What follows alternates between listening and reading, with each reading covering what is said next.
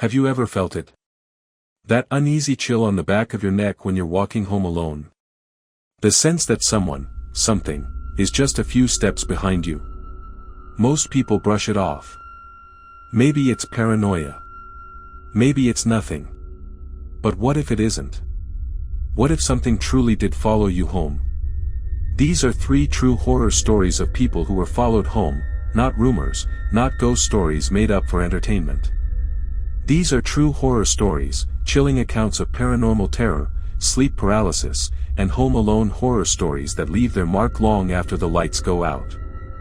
These tales will take you from shadowy streets to the darkest corners of your own home, where eerie encounters turn comfort into a trap, and nightmare tales begin not in abandoned buildings, but right outside your door. If true scary horror stories and haunted tales keep you up at night, hit that like button, subscribe, and turn on all notifications. Because what you're about to hear are terrifying tales. And they might just follow you into your dreams. Now turn off the lights, plug in your headphones, and whatever you do, don't look behind you.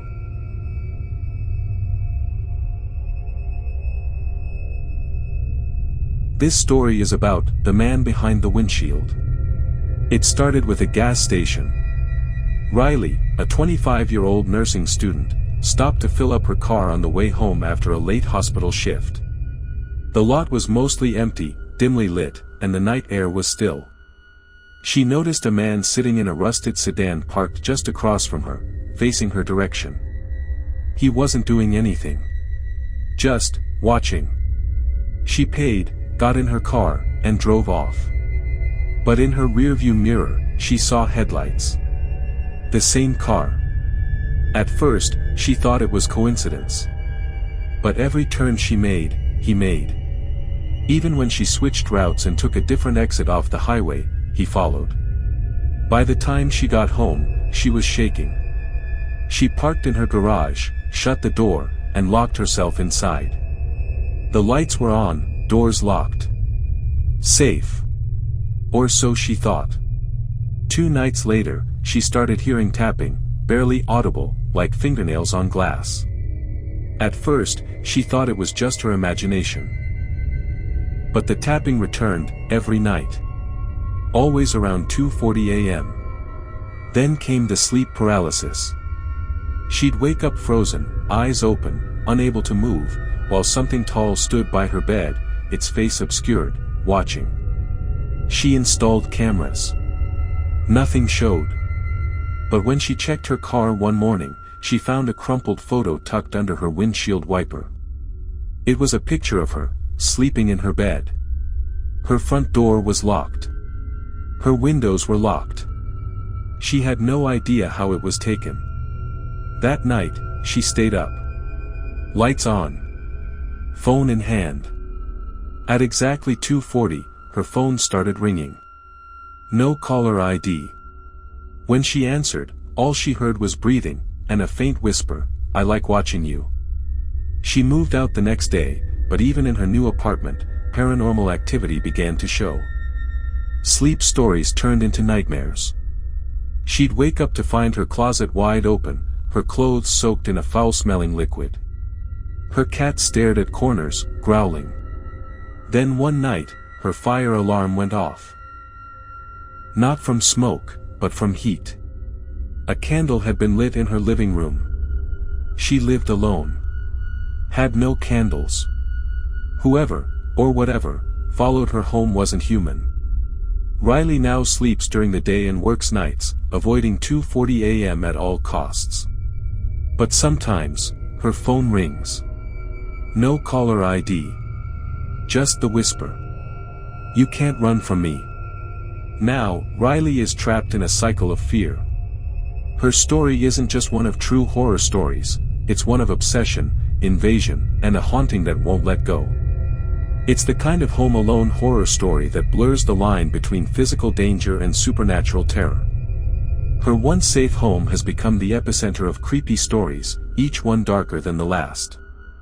From scary stories animated by shadowy figures to real encounters with entities unseen, she's now living in a constant state of alertness. She's consulted spiritual mediums, priests, even skeptics, none can explain the eerie experiences that continue to unfold. Lights still flicker without cause, strange writing appears on her bathroom mirror, and once, after blacking out from exhaustion, she awoke to find herself standing outside her apartment door with her phone recording. On playback, she was heard whispering in her sleep, "He's here again." Inside. It's the kind of haunted tale most people would dismiss, until it happens to them. Riley's story has become a true scary horror story passed around online, featured in forums discussing paranormal activity and urban legends. Some believe she's cursed. Others think she unknowingly made contact with something far darker, a spirit obsessed, a demon attached, or perhaps a real person possessed by something unholy. Whatever it is, it's not just a stalker, it's a nightmare tale that keeps growing stronger with every sleepless night. And worst of all, it doesn't want to kill her. It wants her to notice it. To acknowledge it.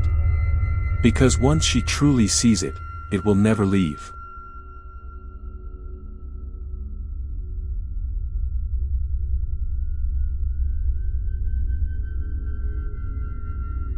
This story is about the thing in the parking garage. Devin was a junior at college when it happened. His apartment was downtown, right above a parking garage. It was convenient. Until it became a nightmare. One rainy night, Devin left a late study session and headed to his car. The parking garage was empty. Or so he thought. He heard footsteps, slow, deliberate. He turned, saw no one. The elevator dinged behind him, even though no one had pressed the button.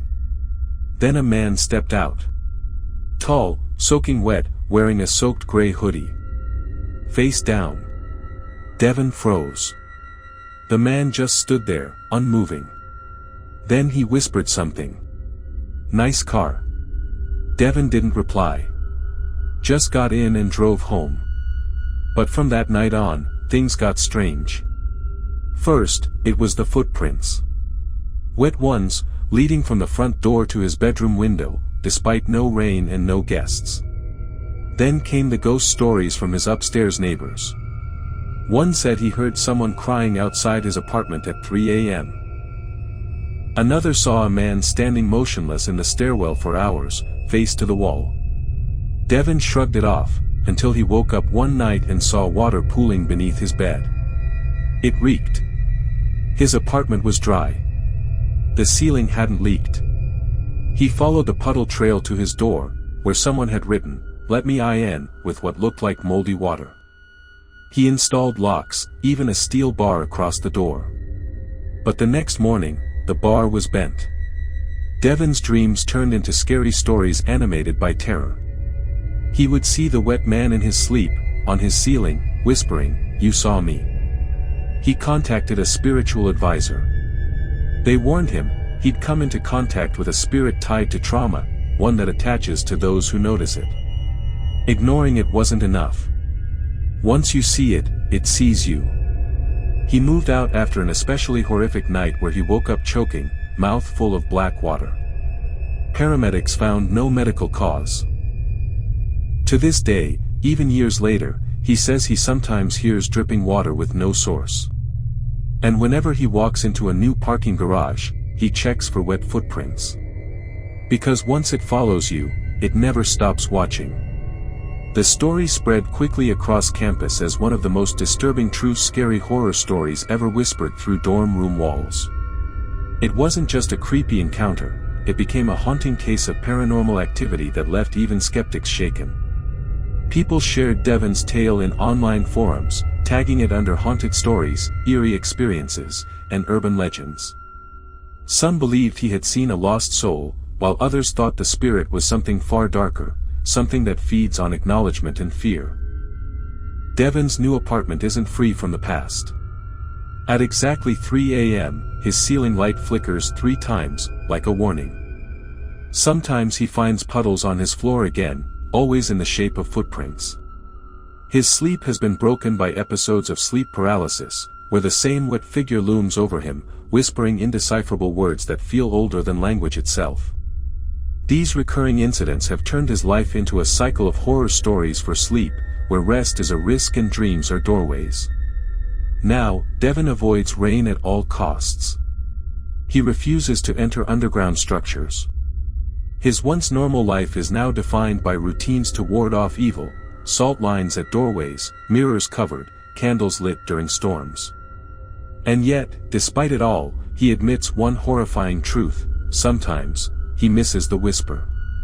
It's as if the thing that followed him didn't just invade his space, it claimed a piece of his soul.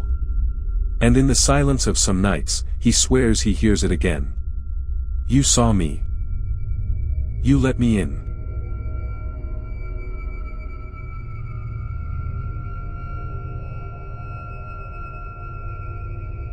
This story is about the stranger on the bus.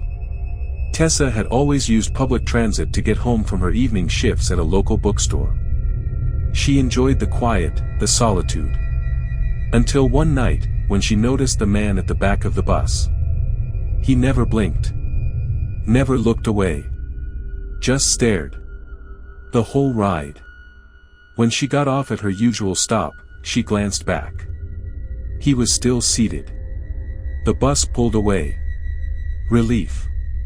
But as she approached her apartment, footsteps echoed behind her. She turned, he was there. She ran. Slammed the door behind her. Called the police. They arrived. No one found. From that night forward, creepy stories unfolded. Tessa would wake to faint knocking on her windows, despite living on the 5th floor. Her security cam would freeze at 2:11 a.m. every night, then come back online with nothing changed. Or so she thought. One day, she reviewed footage and noticed something. A man-shaped silhouette, frozen mid-climb on her fire escape. Then came the photographs. Slipped under her door. Pictures of her at work, walking, sitting in her apartment window. Taken from outside. Taken up close. She started staying with friends, switching locations. But even there, signs emerged. Items moved. Lights flickered. On one occasion, a sticky note was left on her friend's mirror: "She's mine." Police suspected a stalker. But there were no fingerprints, no DNA, no leads. The case went cold. Tessa sought help from a paranormal investigator, who believed this was no ordinary stalker. He claimed the man was a mimic, a spiritual entity that attached itself to isolated souls, mimicking the behavior of obsessed lovers, until possession. He warned her, "It's not following your scent. It's following your loneliness." In one final attempt to escape, she moved to a different state, changed her name, wiped all social media. But the haunted stories continued. On her birthday, she received a package with no return address. Inside, a single bus ticket, for her old route. And a note: "I never got off." Tessa's life has become a waking nightmare, a true horror story that refuses to end. Though she no longer uses public transportation, the entity still finds ways to remind her it's near. In her new apartment, she found scratches on her bathroom mirror that spelled her old address. Her neighbors report seeing someone in the hallway at night, tall, silent, wearing a black hoodie. Her dog refuses to enter her bedroom after dusk. These are the kind of eerie experiences that sound like fiction, but for Tessa, they're her new reality. She now lives in a constant state of fear, surrounded by salt circles, blessed charms, and blackout curtains. But nothing keeps it away. On more than one occasion, she's woken to find her door unlocked, her belongings rearranged, and once, horrifyingly, her phone opened to her gallery with new pictures she didn't take, images of herself, asleep. These terrifying tales have reshaped her identity. She's no longer just a survivor, she's a prisoner of something that can't be explained. Something that doesn't just haunt, it hunts. Some believe Tessa's story is an elaborate urban legend. Others insist it's proof that certain spirits, Home Alone horror stories made real, feed on isolation and fear. The mimic is not just an entity, it's a reflection of emptiness, a dark folklore creature that looks for cracks in the soul. She lives in near complete silence now, but the quiet doesn't bring peace. It brings his voice. Whispered through vents, echoed through walls, and once. On a voicemail she never recorded, it said, "I'm already inside." Eerie experiences don't always come from distant haunted places. Sometimes, urban legends are born from real moments, mundane events that spiral into dark secrets, haunted tales, and nightmare stories. These 3 true horror stories of people who were followed home remind us, danger doesn't always knock, it can follow silently, patiently, waiting for the right moment to reveal itself. So the next time you feel that prickling sensation on your walk home, maybe don't look back. You might not like what you see. If these true scary horror stories sent chills down your spine, like, share, and subscribe. Stay safe. And keep the lights on.